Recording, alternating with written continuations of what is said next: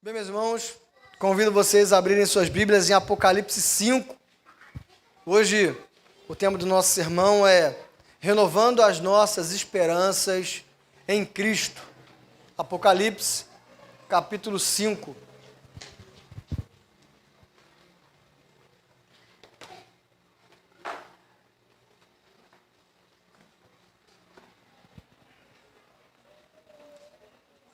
Apocalipse, capítulo 5.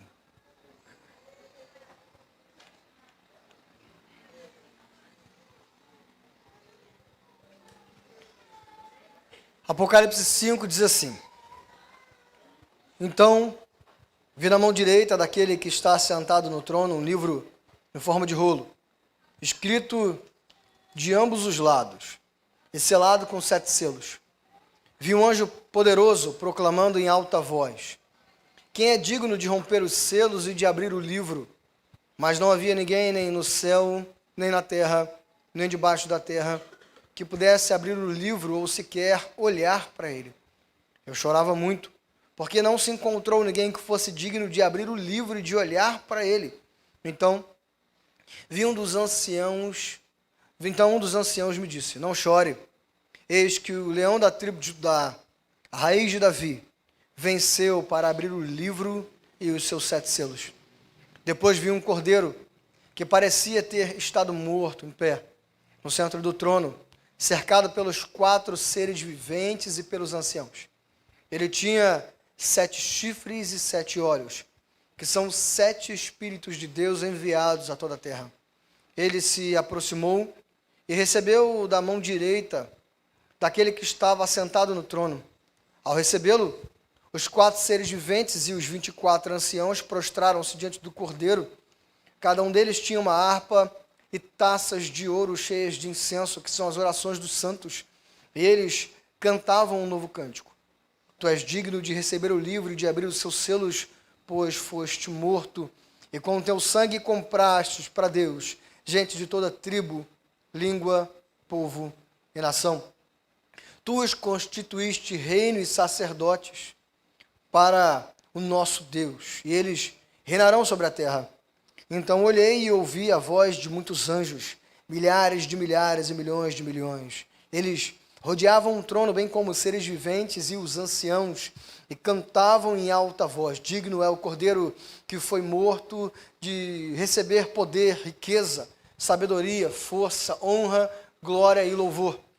Depois ouvi todas as criaturas existentes no céu, na terra, debaixo da terra e no mar, e tudo que neles há, que diziam: Aquele que está sentado no trono e ao Cordeiro seja o louvor, a honra, a glória e o poder para todo sempre. Os 4 seres viventes disseram: Amém. E os anciãos prostraram-se e o adoraram. Amém. Bem, o livro de Apocalipse, ao contrário do que muita gente imagina, com todos os seus enigmas, com todas as suas figuras que para a nossa cultura são difíceis de nós entendermos, ele tem uma intenção muito específica e muito direta. O livro de Apocalipse, ele é um livro que fala sobre esperança. E por que ele fala sobre esperança? Bem, quem escreve o livro é João, o apóstolo. Dos 12 é o único que não morre martirizado. Ele morre de velhice, numa prisão domiciliar em Éfeso. E antes disso, João está numa prisão em trabalho escravo na ilha de Pátimos, já velho também. E ali, aproximadamente no ano 90 depois de Cristo, ele tem uma visão. Deus o leva até os céus e dá toda a visão do livro de Apocalipse para ele. E essa visão ela tinha um único objetivo direto e específico, apesar de todas as mensagens que nós encontramos dentro do livro: trazer esperança para o povo de Deus. Porque o que estava acontecendo aqui? O imperador que regia Roma naquela época se chamava Domiciano. E esse homem, ele tinha levantado uma perseguição muito cruel contra a igreja de Deus. Até poucos anos antes, Roma ainda considerava o cristianismo uma seita oriunda do judaísmo. E o judaísmo era tido como uma religião oficial. Era uma religião que ela podia acontecer apesar das diferenças com Roma. Só o que acontece? No ano 70 depois de Cristo, Roma invade Jerusalém e destrói o templo. E depois que destrói o templo, eles acabam se descentralizando de Jerusalém e os judeus eles começam a se espalhar pelo Império Romano.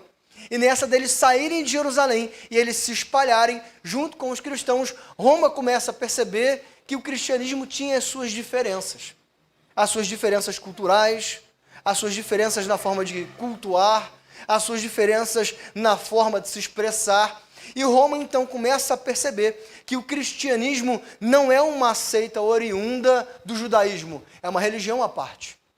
E então ela entra na listagem de religiões proibidas.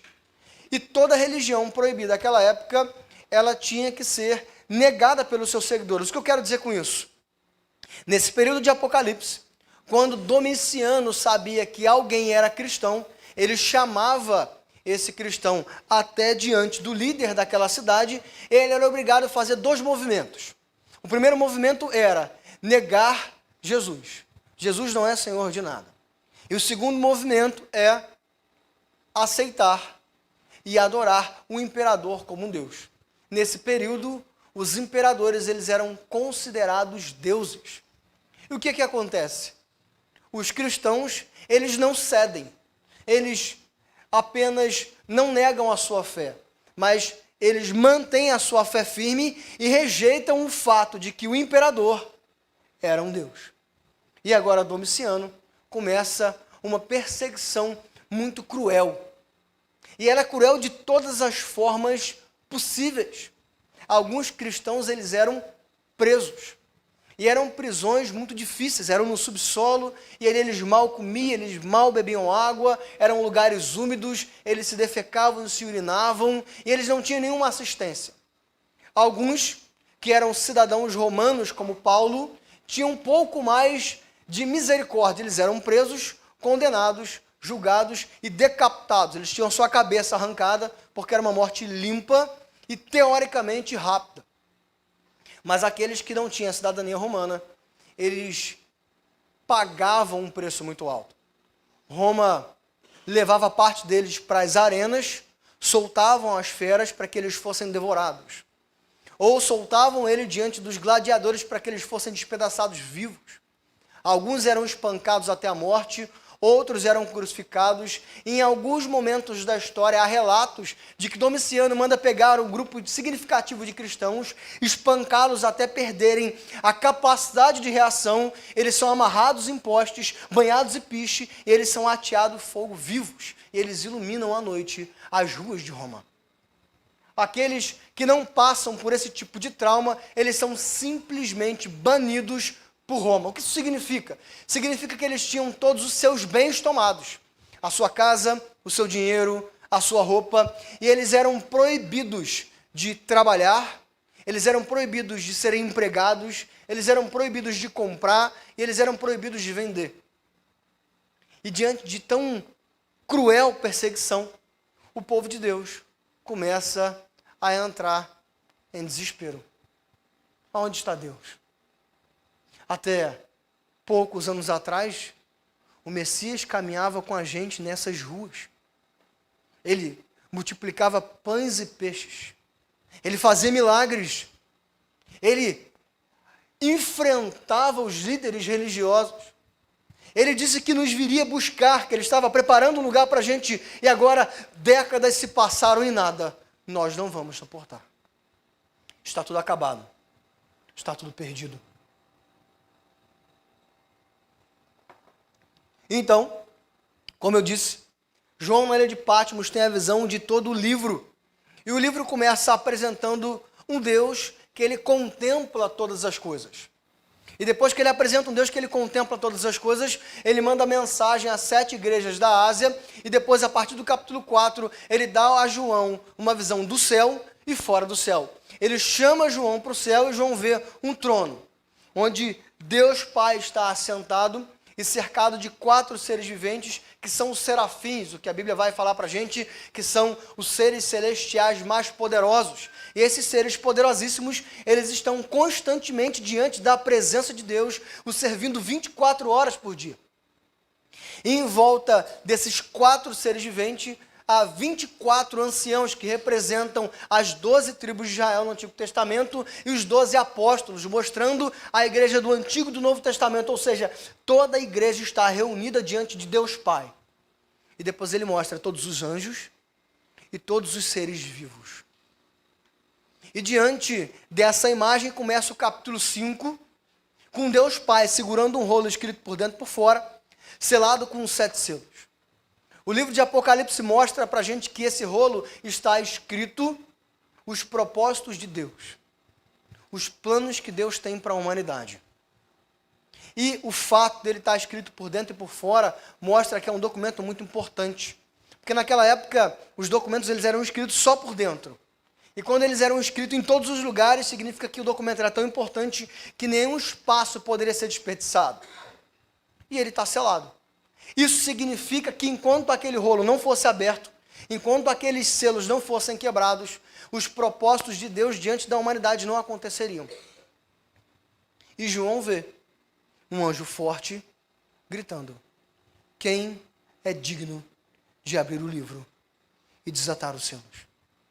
E a Escritura fala para a gente que nem no céu, nem na terra, e nem debaixo da terra ninguém é digno de abrir o livro, nem sequer olhar para ele. Isso significa que o céu representa naquela cultura o lugar onde habitavam as potestades espirituais, fossem anjos ou fossem demônios. Então, João está dizendo para a gente que não existe nenhum anjo, por mais poderoso que ele seja, não existe nenhum demônio, por mais poderoso que ele seja, que é digno de abrir o livro e desatar os selos. João também está dizendo para a gente que nem na terra, ou seja, todas as criaturas viventes, por mais fortes que elas sejam, por mais inteligentes que elas sejam, por mais poderosas que elas sejam, elas também não são dignas de abrir o livro. E debaixo da terra representa o reino dos mortos. João está dizendo para a gente o seguinte: não existe nenhuma criatura, quer viva ou morta, que é digna de pegar os propósitos de Deus e revelá-los. Então João entra em desespero. E o texto fala: e eu chorei muito. E esse chorar muito, lá no grego, é alguém que chora tanto que as suas forças se vão. É como se não tivesse mais força nenhuma. É como se João dissesse para a gente o seguinte: não existe mais esperança. Está tudo acabado. Nós iremos sucumbir ao destino que o mundo tem para a gente. Mas eles estavam se esquecendo de alguns detalhes. Como muitas vezes nós nos esquecemos de alguns detalhes. Às vezes nós passamos dificuldades tão cruéis na nossa vida que mesmo sabendo que Deus existe, a impressão que dá é que tudo se acabou. É que não existe mais esperança para amanhã. Não existe mais esperança para a nossa vida. A única coisa que nos resta é esperar a morte. A única coisa que nos resta é pedir para que Deus abrevie os nossos dias na terra, porque tudo se acabou. E aí vem aquele pseudo-cristianismo. Quem dera o Senhor voltasse hoje. Eu almejo o dia pela volta de Cristo. Nós escondemos isso numa falsa fachada de fé. Porque na verdade nós estamos dizendo o seguinte: que o Senhor me mate, ou que Ele volte, porque eu não quero mais viver. Não existe mais nenhuma expectativa. As coisas estão difíceis, eu olho em volta e não tem mais o que eu fazer. Eu olho em volta e não tem mais esperança no que as pessoas podem fazer. E olhando para a nossa sociedade hoje, apesar de não estarmos sendo perseguidos, parece que nós vivemos um tempo de tamanha desesperança. Quando nós olhamos para o quadro político do Brasil, e eu não digo partidarista, não digo o lado político no todo, a vontade que dá de sentar no chão e chorar desesperado. Porque a nossa nação está há centenas de anos afundadas tão profundamente numa corrupção que precisaria de um homem viver 250 anos no mínimo para ele purificar a nação.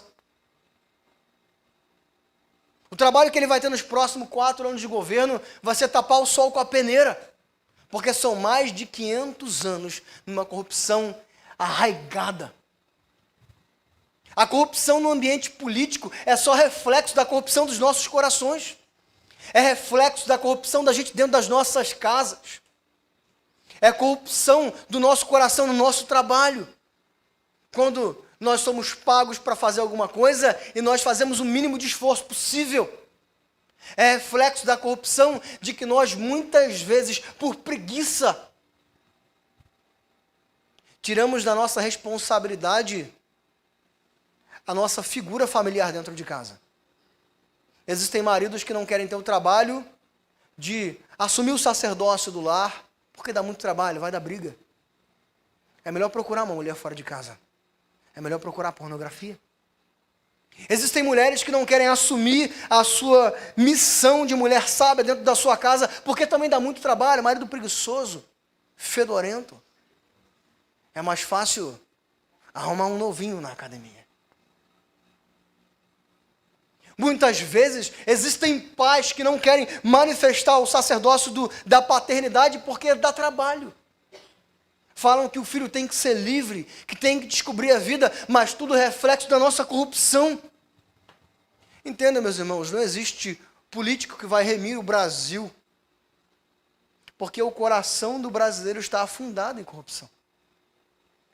E essa corrupção era tão grande que quando o resultado bate a nossa porta, há desespero. E agora? O que fazer? Como retomar os planos da minha família destruída? Como retomar os planos do meu coração completamente destroçado? Como ter esperanças para levantar e olhar o amanhã, com vida, com alegria, com coragem? Então, como João, a gente chora. A gente se lamenta. A gente se entrega ao pessimismo. A gente se entrega à falsa esperança e à falsa expectativa. Porque nós falamos, quem dera o Senhor volte. A gente não quer que Ele volte nada. A gente quer que voltando o nosso problema acabe. A volta dele é só uma justificativa para o nosso problema acabar. E nós nos afundamos em choro. E nós nos afundamos em desespero. E diante do mesmo desespero de João, um daqueles anciãos diz para ele o seguinte: João, não chore. O leão da tribo de Judá, a raiz de Davi, venceu. E ele é digno de abrir o livro. E ele é digno de desatar os seus. Há alguém muito mais poderoso que todos os seres celestiais. Há alguém muito mais poderoso do que qualquer político e a sua riqueza e a sua capacidade de corrupção. Há alguém aqui muito mais poderoso do que qualquer ser humano que viveu ou morreu. Cristo. Ele é digno, João. Ele venceu. E há uma coisa também muito interessante nesse tema aqui, nesse termo. Eu já expliquei algumas vezes, mas todas as vezes eu acho importante falar de novo. O ancião fala para João o seguinte: ele venceu.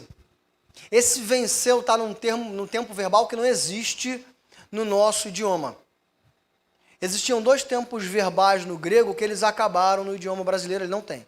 Que é o auristo e o que a gente chama de pontilhar. Eu vou lembrar do termo técnico dele e vou falar para vocês. Esse auristo é um verbo absoluto. O que isso significa? É um verbo que quando ele acontece uma vez, ele nunca mais precisa acontecer de novo, porque ele é absoluto. É como se eu dissesse o seguinte: eu comi. E eu usei o verbo auristo. Isso significa que eu nunca mais na minha vida vou ter fome. Que eu nunca mais na minha vida vou precisar comer de novo. O ancião chega para João e diz o seguinte: ele venceu. João, o sacrifício e a vitória de Cristo na cruz do Calvário é absoluto. Ele venceu para sempre. Não importa os tempos difíceis que virão. Não importa quantas vezes ele virão. Não importa quantas vezes o seu coração vai ceder à tristeza da vida. Não importa quantas vezes a dor vai bater na sua existência. não importa quantas vezes a doença vai bater na sua casa, não importa quantos parentes seus vão morrer, não importa quantas desavenças vão haver na sua vida, a vitória de Cristo continua valendo todos os dias. Não existe nada que aconteça nas nossas vidas, não existe absolutamente nada que aconteça na história que seja mais poderoso que a vitória de Cristo na cruz do Calvário. E é esse encorajamento que aquele ancião está dando para João. Não há motivo de chorar, João. Ele é digno. E aí, olhando para essa dignidade, nós podemos olhar para o começo do texto de novo e perceber algumas coisas. O rolo com o propósito de Deus estava na mão direita dele. Isso tem um significado muito profundo. Naquela cultura, a mão direita era a mão de poder, era a mão de governo, era a mão de força. Então o texto está dizendo para a gente o seguinte: os propósitos de Deus para a humanidade. E quando ele fala humanidade aqui, ele não está falando no termo mais abstrato do mundo, mais filosófico. Ele está falando do termo mais profundo possível. Os propósitos de Deus para a humanidade, para o governo, para a igreja, para a vida de cada cidadão que existe, está na sua mão de poder.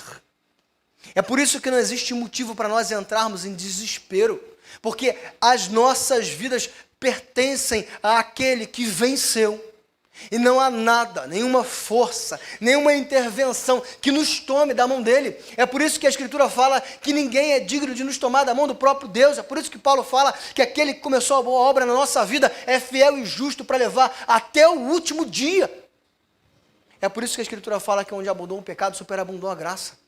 Não existe nada que tire você das mãos de Deus. Não existe nada que destrua os propósitos de Deus para a sua vida. Às vezes isso não entra muito confortável nos nossos corações, porque para a gente não é suficiente entender que o propósito de Deus vai acontecer na vida da gente. Para a gente às vezes é suficiente entender que os nossos propósitos vão acontecer nas nossas vidas. A igreja daquela época, ela estava baseada nos propósitos que elas criaram para eles como igreja. A expectativa era: o Messias vai vir como Davi, vai expulsar Roma, vai construir um novo templo, vai construir de novo os muros de Jerusalém, nós seremos uma grande potência e nós nunca mais sofreremos. Essa era a expectativa deles. E muitas vezes nós sofremos porque os nossos olhos estão presos aos nossos propósitos, aos nossos planos, aos nossos projetos. Enquanto os nossos olhos estiverem presos a isso, nós iremos chorar amargamente como João chorou. Porque os nossos propósitos fogem realmente às nossas mãos. Porque as dores da existência, elas realmente são agudas. O texto não está dizendo para a gente que nós vamos parar de sentir dor. O texto não está dizendo para a gente que as dores vão parar de existir. Está dizendo para a gente que apesar das dores reais que existem na vida, Deus continua governando ela. E isso é suficiente, meus irmãos. E é por isso que o ancião fala: o leão da tribo de Judá, a raiz de Davi venceu. Lá atrás, quando Jacó, depois chamado Israel, nomeia os seus 12 descendentes como as 12 tribos de Israel, ele chega para Judá e fala que Judá é como um leãozinho, é como um filhote de leão, porque ele sabia que da linhagem de Judá viria o Messias. Então, quando o ancião está dizendo o seguinte: o leão da tribo de Judá, ele está dizendo, aquele Jesus que morreu e ressuscitou, ele é a promessa feita lá atrás, aquele que pisaria a cabeça da serpente. Quando ele fala a raiz de Davi, ele está falando algo maravilhoso, meus irmãos, porque a cultura daquela época acreditava que Jesus seria como Davi, um fruto de Davi, um rebento de Davi. O ancião está dizendo o seguinte: não, ele não é uma folha, ele não é um galho, ele não é um fruto, ele é a raiz, ele é a vida, ele é a razão, ele é a expectativa, ele é a esperança, e ele, só ele, venceu.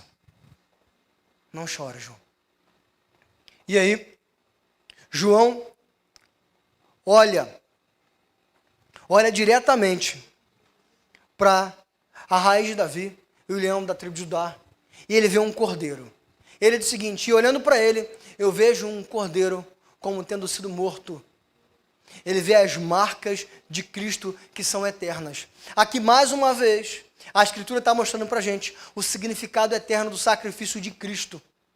Ainda lá no céu, com o seu corpo glorificado, 100% Deus, as marcas do seu sacrifício permanecem eternas. Irmãos, o sacrifício de Cristo não foi meramente existencial, não foi meramente filosófico. O sacrifício de Cristo não é só uma expectativa de futuro. O sacrifício de Cristo é uma expectativa de futuro que nunca passa e nos sustenta diariamente. Porque nós somos cidadãos celestiais. A Escritura fala que nós somos peregrinos, que nós somos forasteiros, que nós somos passageiros, que nós estamos aqui de passagem, que essa nação não é nossa, que esse reino não é o nosso. É por isso que a nossa expectativa não tem que ser nestas coisas daqui. A Escritura fala que a herança que nos espera é uma herança incorruptível, que o tempo não pode corroer, que o ladrão não pode roubar. É por isso que a nossa alegria, ela não deve ser posta nas coisas que nós conquistamos, porque elas se vão muito rápido.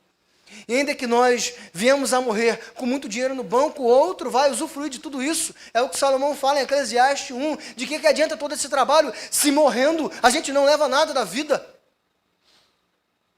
Se nós queremos ter as nossas esperanças renovadas em Cristo, nós temos que entender que a nossa vida só tem sentido nele, por ele e para ele.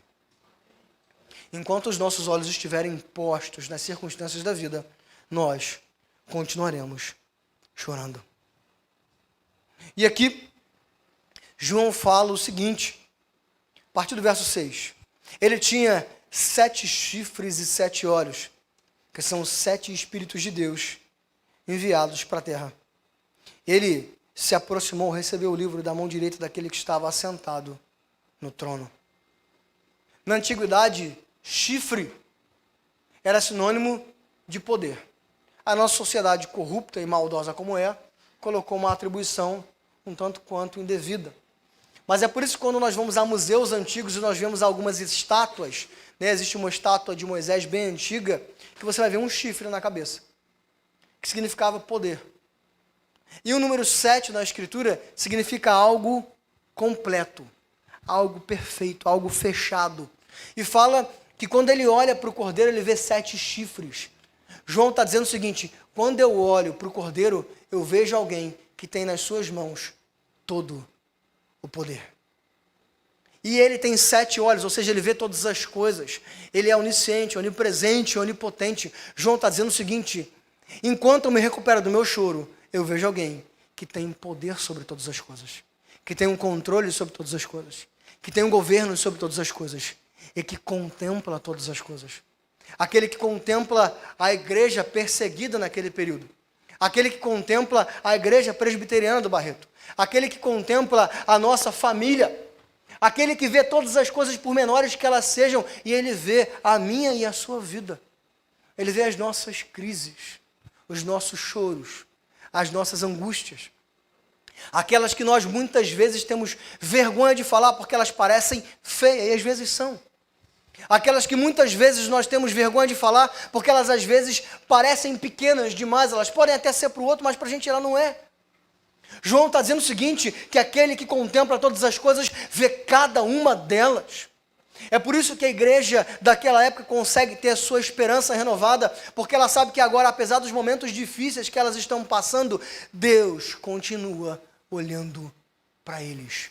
A missão continua firme, o propósito continua o mesmo, a herança continua intocável, o reino dos céus também inabalável. E Jesus pega da mão direita de Deus Pai o rolo, quebra os 7 selos, e nesse momento nós vemos uma imagem maravilhosa. Nós vemos os 4 seres viventes, nós vemos os 24 anciãos, nós vemos todos os seres celestiais, nós vemos todas as criaturas da terra se rendendo diante de Cristo e dizendo, Ele é digno de abrir o livro e desatar os selos. E é o que o texto não fala de crentes e não crentes. Aqui o texto fala de todas as criaturas celestiais.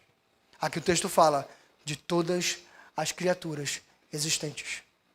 Anjos, demônios, cristãos, não cristãos, ateus, fiéis, todos se prostram diante de Deus, porque o seu poder é tão grande que diante dessa realidade não existe nenhum joelho que permaneça de pé diante da presença daquele que venceu. É por isso que as nossas esperanças se renovam todas as vezes que nós conseguimos entender isso. Porque nós percebemos que a nossa vida passageira como ela não nos pertence. Nós percebemos que a nossa família, cheia de defeitos, ela não nos pertence. Que os nossos filhos não nos pertencem. Que o nosso futuro não nos pertence. Elas pertencem a um Deus que tem poder sobre todas as coisas. E nada, absolutamente nada, foge do seu controle.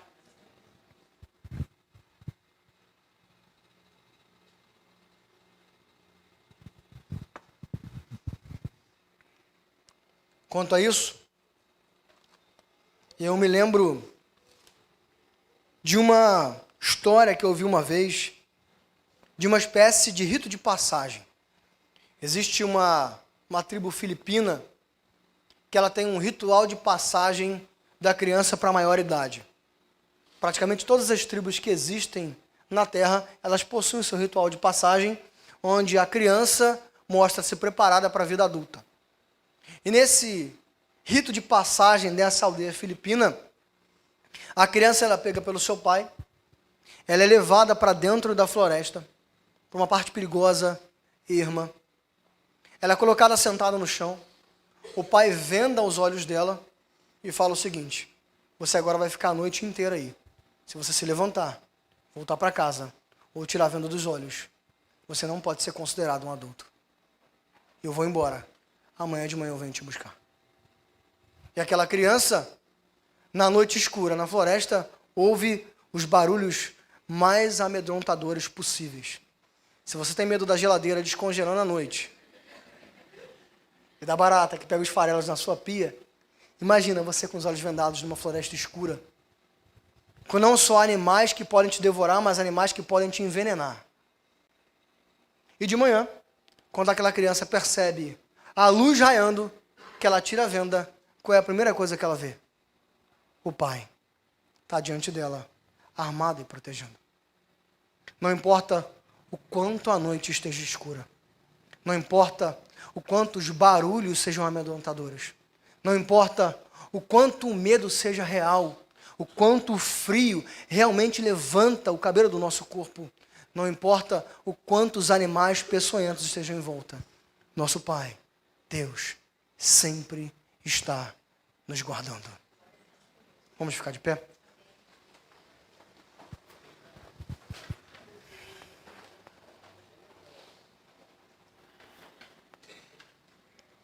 Senhor Jesus, nós te louvamos, ó Pai.